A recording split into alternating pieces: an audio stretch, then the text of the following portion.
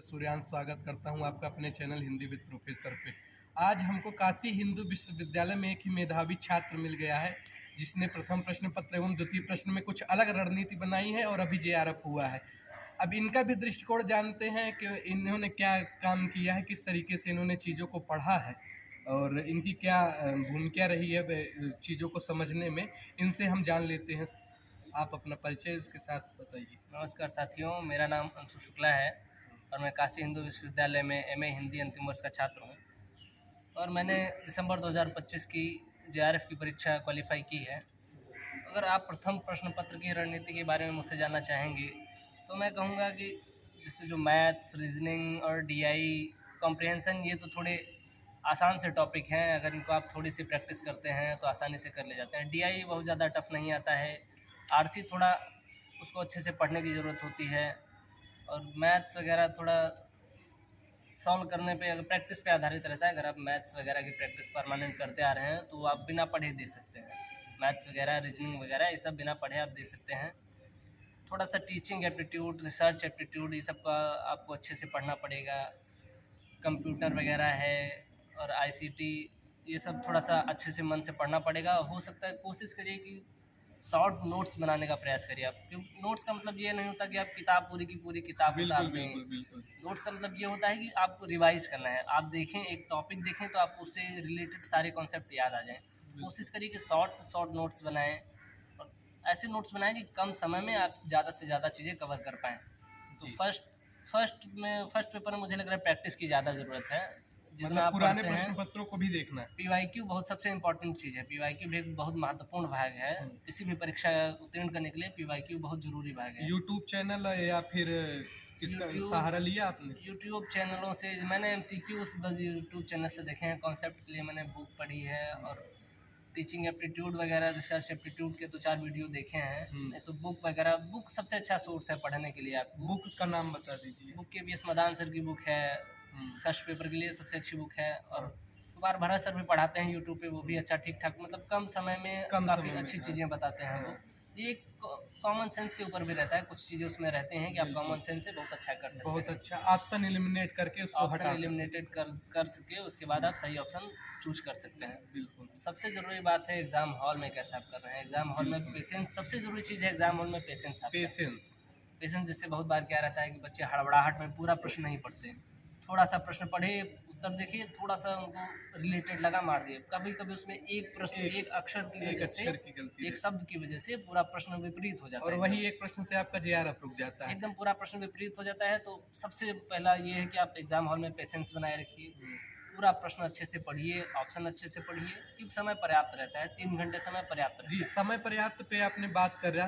तो कई विद्यार्थी हैं जो मिलते हैं, जैसे हमारे वहाँ के जूनियर कहते हैं सर मैं टाइम मैनेजमेंट नहीं कर पाता हूँ।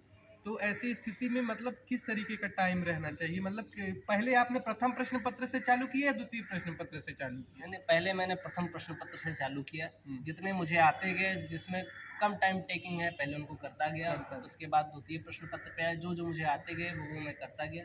जो मुझे थोड़ा कॉम्प्लिकेटेड लगे, जो थोड़ा सॉल्विंग लगे, उनको मैंने छोड़ दिया बात के लिए। बिल्कुल। एक बार पहले पूरा प्रश्न पत्र मैंने जो आते थे उनको हल कर लिया। उसके बाद फिर मैंने शुरू से शुरू किया। जो थोड़ा कॉम्प्लिकेटेड थे, जिनको थोड़ा सॉल्व करना था, उन पे थोड़ा सा टाइम दिया।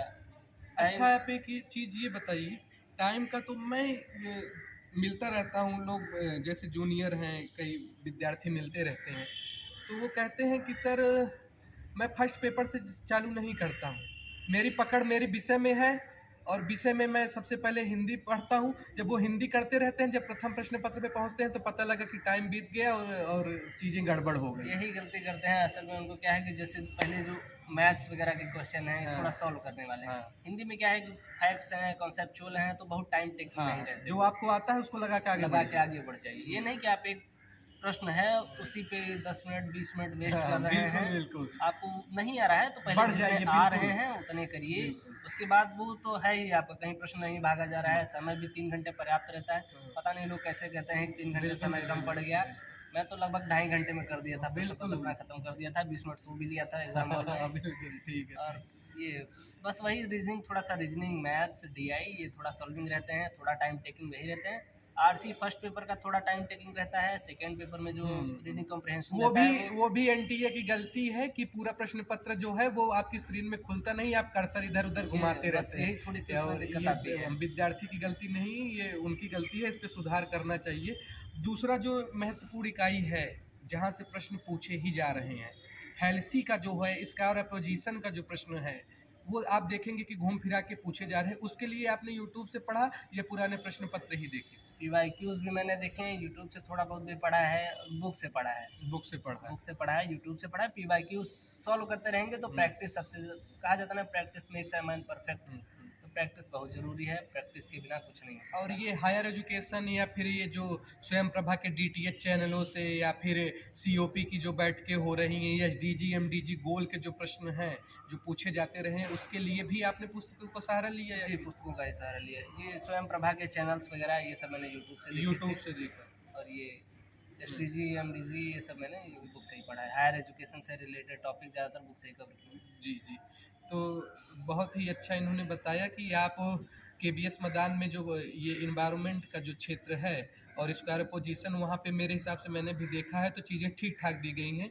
और आप यूट्यूब से भी थोड़ा बहुत सहारा ले लीजिए। और पुराने प्रश्न पत्रों को मैं तो सबसे महत्वपूर्ण मानता हूँ कि आप पुराने प्रश्न पत्रों का विश्लेषण संश्लेषण करिए, सारी चीज़ों को पढ़िए। टेक्स्ट बुक एक ऐप आता है, वहाँ पे यदि आप उसकी व्याख्या ही पढ़ लेते हैं, अगर आप प्रश्न पत्र नहीं हल कर रहे हैं, उसकी व्याख्या ही देख लेते हैं, तो वो आपके लिए बहुत लाभदायक होगी। और आप निश्चित रूप से यदि 15-20 प्रश्न कर रहे हैं, वो आपको बढ़ोतरी होगी, और 35 प्लस प्रश्न आप करेंगे, ये मेरी गारंटी है। और अब द्वितीय प्रश्न पत्र से इनकी रणनीति जानते हैं, आप बताइए द्वितीय प्रश्न पत्र में आपने क्या किया? द्वितीय प्रश्न पत्र का जो पाठ्यक्रम है बहुत विस्तृत है, बहुत ज़्यादा विस्तृत है। तो उसमें मैं गाइड है, अच्छी बात है, गाइड पढ़ना बहुत अच्छी बात है, लेकिन गाइड क्या है कि सारी चीज़ें नहीं कर पाए। बिल्कुल नहीं। गाइड एक आपको सीमित सामग्री प्रदान करती है, बिल्कुल। जो और गाइड से पढ़ के मेरे हिसाब से जेआरएफ नहीं हो सकता, जिस तरीके से प्रतियोगिता का क्षेत्र बढ़ता जाए। जेआरएफ एक बार आप हो भी जाएंगे तो उसके आगे बस जेआरएफ ही नहीं है। बिल्कुल जेआरएफ एक परीक्षा नहीं है कि आपको उत्तीर्ण करनी, उसके आगे भी आपको बहुत सी परीक्षाएं देनी पड़ेंगी, पीएचडी वगैरह के लिए इंटरव्यू देने पड़ेंगे, उसमें कहीं भी काम नहीं आएगी गाइड। गाइड आपको फैक्ट्स प्रदान कर सकती है, थोड़ी लिमिटेड सामग्री प्रदान कर सकती है। तो अगर आपके पास समय है तो मैं रिकमेंड करूंगा कि ज़्यादा से ज़्यादा मूल पुस्तकें पढ़ने का प्रयास करें। मूल पुस्तकें आप बता दीजिए, जैसे हिंदी साहित्य का इतिहास आपने शुक्ल जी की वो तो मैंडेटरी है, वो पढ़ना ही पढ़ना है। चतुर्वेदी जी की किताब है, नगेंद्र की किताब है, बच्चन जी की किताब है। मतलब इतिहास जितना ज़्यादा जो नए विद्यार्थी क्षेत्र में आते हैं स्नातक प्रथम वर्ष में, उनको 50,000 रुपये दिखने लगता है कि मैं घुसूंगा और नेट जेआरएफ जैसी परीक्षा पहले बार में बैठूंगा और फोड़ दूंगा, लेकिन देते रहते हैं तो चीज़ें गड़बड़ा जाती हैं और नहीं होता है। तो उनके लिए क्या पुस्तकें रहनी चाहिए? किताबें इतिहास की तो देखिए बहुत ज़रूरी है पढ़ने की। शुक्ल की तो पढ़ना ही पढ़ना है, शुक्ल जी की पढ़ना ही पढ़ना। आप रामस्वरूप चतुर्वेदी जी की ऑब्जेक्टिव तौर में कोई किताब ऐसी हो? ऑब्जेक्टिव तौर पे सरस्वती गोविंद पांडे, उसकी जगह दृष्टि है। दृष्टि गाइड है। आप चाहते हैं तो दृष्टि है, दृष्टि में आपका पूरा पाठ्यक्रम लगभग कवर हो गया है, सारे यूनिट्स कवर हो गए हैं। तो गाइड के तौर पे आप उसको, वो अच्छी है गाइड के तौर पे। फैक्ट्स आपको अगर पढ़ने हैं तो बहुत अच्छी किताब है। लेकिन ये जो आपके टेक्स्ट उसमें लगे हैं, वैचारिक पृष्ठभूमि आप दृष्टि से पढ़ सकते हैं, लेकिन इतिहास के लिए आपको मूल पुस्तकें ही पढ़नी चाहिए। इतिहास की मूल पुस्तकें उन्होंने बता दिया। काव्यशास्त्र आपने कहाँ से पढ़ा? काव्यशास्त्र मैंने दृष्टि से ही पढ़ा है। काव्यशास्त्र की मैंने कोई अलग से किताब नहीं पढ़ी है, लेकिन पढ़नी चाहिए। भागीरथ मिश्र की किताब है, वो पढ़नी चाहिए। और भाषा विज्ञान का आपने कहा? भाषा विज्ञान भी दृष्टि से ही पढ़ा है। दृष्टि से पढ़ा। भाषा विज्ञान हम लोग के सिलेबस में भी लगा था प्रथम वर्ष में, तो वहाँ से भी थोड़ा बहुत चीज़ें कवर हो गई थी। यहाँ से बाकी दृष्टि से पढ़ा है। और ये जो महत्वपूर्ण इकाइयाँ लगी हैं, जैसे कविताएं लगी हैं, नाटक लगा है, निबंध लगा है, या फिर अन्य गद्य विधाएं हैं, इनसे भी प्रश्न पूछा जा रहा है। प्रश्न हाँ, ये कहाँ से बना है? प्रश्न पूछा जा रहा है, बहुत अच्छे प्रश्न पूछे जा रहे हैं, बहुत डीपली गहराइयों से। तो ये ऐसा नहीं कि आप एक बार पढ़ लिए फिर छोड़ दिए कि मैंने सारी पढ़ ही ली है तो बराबर अब हो ही जाएगा, कर लूँगा, ऐसा नहीं। आपको पढ़ना है, बराबर पढ़ते रहना है। रिवाइज बहुत ज़रूरी है। किसी भी चीज़ को रिवाइज करना बहुत ज़रूरी है। आप रिवाइज नहीं करेंगे तो आप एक चीज़ पढ़ते जाएंगे, दूसरा भूलते जाएंगे। पाठ्यक्रम विस्तृत है। हो सके तो जैसे जो आपके पास टेक्स्ट है, जो आपके पास हार्डवेयर बुक वगैरह है, उस पर आप टिक वगैरह रेखांकित करते रहते हैं तो अच्छी बात है। लेकिन अगर आप हो सके तो शॉर्ट नोट्स बनाइए। लिखने, एक कहा जाता है ना कि एक बार लिखना 6 बार पढ़ने के बराबर होता है। बिल्कुल। तो जितना अगर आप लिखने का प्रयास करेंगे, ऐसे लिखने का मतलब ये भी नहीं कि आप पूरी की पूरी बुक उतार दीजिए, शॉर्ट से शॉर्ट नोट्स बनाइए। तो जितना ज़्यादा नोट्स मुझे लगता है कि बहुत ज़रूरी है। नोट्स, शॉर्ट नोट्स और नोट्स अपने बहुत जरूरी है, किसी दूसरे के नोट से नहीं पढ़ना बिल्कुल, है। बिल्कुल, आप बिल्कुल। अपनी रणनीति बनाइए कि आपको कैसे पढ़ना है, कैसे नहीं पढ़ना है, क्या चीज़ कवर करनी, क्या नहीं। जैसे एक चीज़ मैं भी प्रश्न पत्रों को देखता हूँ, और लगभग हरियाणा लोक सेवा आयोग द्वारा जो परीक्षा हुई, वो यूजीसी नेट के पाठ्यक्रम से मतलब ठीक-ठाक उसी तरीके से प्रश्न आए। जैसे मैं एक उदाहरण देता हूँ, अंधा युग के विदुर का अंक पूछा गया, मतलब विदुर की जो पंक्ति है वो पूछा गया कि किस अंक में है। जी। इसको विद्यार्थी पढ़े या छोड़ दे?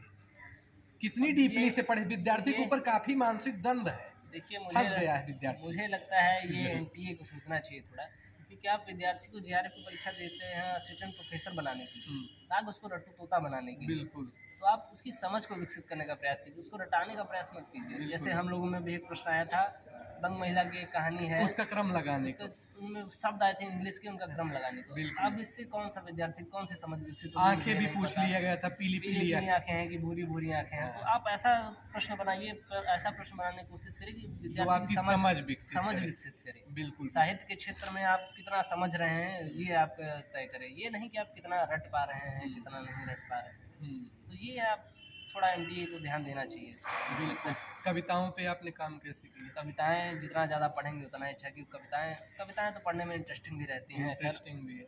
कविताएँ जितना अगर छोटी से छोटी जो छोटी-छोटी कविताएँ हैं, उनको आप कोशिश करिए कि कंठस्थ हो जाएँ आपको। हुँ, क्योंकि ज़्यादातर पंक्तियाँ पूछ लेता है, शब्द पूछ क्रम लेता है, लगाने को पूछ लेता क्रम है। लगाने पंक्तियों का क्रम पूछ लेता है। हुँ, तो कुछ कविताएँ हैं छोटी-छोटी, वो कंठस्थ हो सकती उनको हैं आप आसानी पढ़ से। लीजिए। और जो बड़ी-बड़ी हैं, उनको आप 2 बार 3 बार जितना अगर टाइम है आपके पास तो पढ़ हाँ, लीजिए, पढ़ लीजिए, समझ लीजिए। समझ लीजिए। और ये अन्य गद्य विधाओं को पढ़ा जाए, जैसे ज़िंदगी नामा या जो संस्कृति के 4 अध्याय, जैसे महत्वपूर्ण तो नहीं, मतलब बोरिंग टाइप कह सकते हैं उसको। तो इसको विद्यार्थी छोड़ देता है, इसको मेरे हिसाब से पढ़ना भी नहीं चाहिए। तो आपका क्या दृष्टिकोण? पढ़ना नहीं चाहिए, लेकिन अगर जेआरएफ के दृष्टिकोण से पढ़ रहे हैं तो आपको एक गाइड है दृष्टि की जो ये हाँ। है, इसमें आपको सारे शीर्षक मिल जाएंगे, वो याद ही करने पड़ेंगे, क्योंकि एनटीए प्रश्न ही वैसे बना रहे हैं कि आप शीर्षक क्रम से लगाइए, कौन से शीर्षक हैं कौन से नहीं। तो शीर्षक लगभग हर पुस्तक के आपको पढ़ने पड़ेंगे। और जो छोटी छोटी पुस्तकें हैं, जो इंटरेस्टिंग पुस्तकें हैं, पढ़ जैसे क्या भूलूं क्या याद करूं, आप पढ़ ही सकते हैं। माटी की प्रेमचंद मूर्ति घर हो में गया, आप पढ़ ही सकते हैं, माटी की मूर्ति बहुत इंटरेस्टिंग है, वो आप पढ़ ही सकते हैं। मुर्दहिया है, मुर्दहिया है, हर ये बार सब प्रश्न चीज़ें, पूछा जा रहा ये है। सब चीज़ें प्रश्न भी पूछे जाते हैं, हाँ। ये सब इंटरेस्टिंग भी, ऐसा नहीं हाँ। लगेगा कि ये बोरिंग है। बोरिंग है। ये आप पढ़ सकते हैं, बिल्कुल। आसानी से पढ़ सकते हैं और ये समझ भी सकते हैं आराम से। तो जैसे जो बहुत मोटी मोटी संस्कृति के 4 अध्याय हैं, हाँ। आप उदरी है, ये सब पुस्तकें थोड़ा सा इनकी यूट्यूब पे वगैरह वीडियो में मिल इसको जाएंगे। मतलब इसमें कितने ऊपर मोटा देख लेना है मोटा बस, इनका पढ़ना है, बहुत डीपली जाएंगे तो उसमें बहुत टाइम लगेगा, बोरिंग भी बहुत है, तो अच्छा, आप ये बताइए कि कई विद्यार्थी मिलते हैं, कहते हैं कि मेरा क्रम वाला प्रश्न गलत हो गया। मैं क्रम वाले प्रश्न, जो रचनाओं का क्रम लगाने को पूछता है ना, कि कौन सी कविता पहले है, जैसे नागार्जुन का एक बार पूछा था कि इनके उपन्यास कौन से पहले हैं कौन से बाद में, बलशनामा इत्यादि जो है, उसको कहाँ से पढ़े विद्यार्थी? शीर्षक वगैरह दृष्टि से पढ़ सकते हैं, लेकिन मैं तो रिकमेंड करूँगा, जैसे ये दृष्टि में शीर्षक रहते हैं, उनको आप पढ़ते हैं तो आप भूल सकते हैं। तो आप कोशिश करिए कि आपको मूल पुस्तक मिले। आप पूरी पुस्तक नहीं भी पढ़ रहे हैं तो उसके शीर्षक पढ़ लीजिए, 2-4 लाइन पढ़ लीजिए। ऐसे आपको क्या रहेगा कि शीर्षक कम से कम याद रहेगा कि हाँ, ये शीर्षक है या नहीं है, और कम से कम शुरू के 4-5 शीर्षक, लास्ट के 5 शीर्षक, ये याद थोड़ा कंठस्थ कर लेंगे तो हाँ। आपको बहुत आसान होगा, बिल्कुल। बहुत सहायता मिलेगी। निबंध पे मैंने अभी तक बात नहीं की, निबंध को किस अप्रोच से पढ़ा जाए? निबंध लाइन बाय लाइन पढ़ना पड़ेगा आपको। निबंध में एक कॉमन सेंस रहता है, कुछ कीवर्ड्स पकड़ने पड़ते हैं। आपको प्रश्न पढ़ेंगे तो खुद ही समझ में आएगा ये महत्वपूर्ण है, आ जी, सकता है। आ सकता है। उसके बाद कुछ ऐसे वर्ड्स रहते हैं निबंध में, जो प्रश्न आते हैं उसमें कुछ ऐसे वर्ड्स रहते हैं कि ऑप्शन आप एलिमिनेट कर सकते हैं उससे। आप प्रश्न पढ़ेंगे, उसमें कुछ ऐसे शब्द मिल जाएंगे, आपको लगेगा कि ये इसी का हो सकता है या दो का हो सकता है, बिल्कुल, दो में से किसी का बिल्कुल। हो सकता है। तो आप उस तरीके से ऑप्शन एलिमिनेट करने का प्रयास कीजिए कि निबंध लाइन बाय लाइन पढ़ा जा सकता है, लेकिन याद नहीं रखा जा सकता है, बिल्कुल। क्योंकि ये विचार हैं, विचार याद रखना, किसी दूसरे के विचार याद रखना बहुत मुश्किल है। और आप आने वाले विद्यार्थी को क्या कहेंगे, किस तरीके से रणनीति रहनी चाहिए संक्षिप्त में, यदि कुछ मतलब क्या 2-3 काम ऐसा कर लिए जाए, किन गलतियों से बचा जाए? शॉर्टकट तो नहीं है किसी भी चीज़ का, आपको पढ़ना अच्छे से ही पढ़ना पड़ेगा। लेकिन बस ये कि ये पढ़ने का मतलब ये भी नहीं कि दिन भर पढ़ते ही रहें, बिल्कुल, घूमना बिल्कुल। फिरना, जो मस्ती पढ़ना है ईमानदारी से पढ़ना है। मस्ती करना भी बहुत ज़रूरी है। बस ये है कि आप 1 घंटा 2 घंटा जितनी देर भी पढ़ रहे हैं, ईमानदारी उतनी देर बस पढ़िए। हुँ, पढ़ने का टाइम बस पढ़िए। बिल्कुल। मस्ती करना है आपको तो पहले आप घूम लीजिए, फिर लीजिए, उसके बाद पढ़िए, लेकिन पढ़िए, पढ़ते पढ़िए। टाइम बस पढ़िए। कंसंट्रेट पूरा पढ़ाई पे रहे, 1 घंटा 2 घंटा 4 घंटा जितना भी पढ़ रहे हैं। इनकी एक बात मुझे अच्छी लगी कि अभी मान लीजिए आप जेआरएफ के दृष्टिकोण से पढ़ रहे हैं, और मैं कई ऐसे विद्यार्थी मिलते हैं जिनको सिर्फ 50,000 रुपये दिख रहा है, लेकिन बाद में ये मेरे हिसाब से जो ये क्षेत्र है ये काफ़ी विस्तृत समय मांगता है और विस्तृत है। बहुत अंधकार वाला क्षेत्र है। बहुत अध्ययन मांगता है। विद्यार्थी इसमें घुस तो जाता है, लेकिन जब कदम रखता है तो फिर वो अंधेरे में जैसे नहीं कि लगाता है चक्कर, कोई बार बार आवाज़ पैरों की जो है वो हाँ, दिखाई तो देती है पर आवाज़। हाँ सुनाई नहीं देती है, जो भी है। तो इस तरीके से इस क्षेत्र में विद्यार्थी फंस जा रहा है, 5 साल पीएचडी कर रहा है, घूम रहा है, कुछ भी उसका नहीं हो रहा है। तो इन्होंने जो बात कही कि आप गहराइयों से अभी चीज़ों को पढ़ते जाइए, ये आपकी समझ को विकसित करेगा। और ये मेरा खुद का व्यक्तिगत अनुभव रहा है। आप मूल पुस्तकों को पढ़िए, आपके पास समय है। अभी तो मान लीजिए नहीं है, 3 महीने है। उसके पहले जब आप स्नातक के प्रथम वर्ष में आएंगे, अंतिम 4 सेमेस्टर होते होते आपको जीआरएफ कर लेना है। जीआरएफ का हाँ। ना आपके पास इतना समय समय रहता है है। कि आप उनके अलावा भी बहुत सी पुस्तकें पढ़ रामचंद्र सकते शुक्ल हैं। के इतिहास पढ़िए, आप बच्चन सिंह के इतिहास पढ़िए, तो आपको द्वंद्व भी मिलेगा कि इन्होंने अलग कैसे लिखा है। आपकी समझ विकसित होगी, क्योंकि आप साक्षात्कार में कल को बैठने वाले रहेंगे, यहीं से प्रश्न पूछा जाएगा कि अष्टयाम के 8 प्रहर क्या हैं। इस तरीके के प्रश्न पूछे जाएंगे तो आपको नहीं मिलेगा ये दृष्टि गाइड इत्यादि में। तो आप समझ विकसित करते चलिए। और जीआरएफ ही अभी चाहिए तो आप भाई पढ़िए, जो जिस तरीके से इन लोगों ने रणनीति बताई है, और काव्यशास्त्र पे काम करिए। अच्छी अच्छी पुस्तकें हैं, भागीरथ इत्यादि इनकी पुस्तकें हैं, भाषा विज्ञान की मीरा दीक्षित की पुस्तक है। इन पुस्तकों को मैं डिस्क्रिप्शन में डाल देता हूँ, सारी चीज़ों को आप पढ़ते जाइए। बहुत बहुत अग्रिम शुभकामनाएं आप सभी को। धन्यवाद।